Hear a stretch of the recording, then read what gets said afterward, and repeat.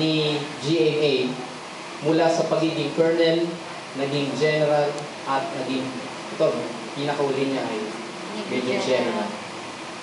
Kaya, ang tingin po namin, kailangan yung ginawa ni Palparan ay meron po itong setback sa gobyerno dahil yung pong pagpapatupad itong Oplan Bantay-Laya ay isang malinaw na pag-atake sa karapatan ng mamamayan.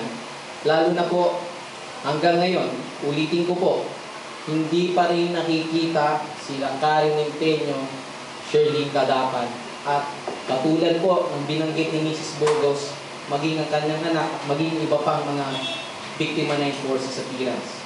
Kaya, hindi lang po ito kay Palparan, no? Kailangan nga pong papanagutin yung pong nasa veterans din. At sa kasalukuyan, sa kabila nung ganitong Oplan Bantay-Laya, ay pinagpatuloy po ito ni Pinoy sa unang 6 na buwan ng kanyang panunungkulan at nag-introduce ng bago yung Oplan Bayanihan na ngayon po nagpapatuloy pa rin yung mga paglabag sa karapatan ng tao. Kaya masasabi natin si Palparan, isang masunuring general pero sa kabila ng mga paglabag sa karapatan ng tao.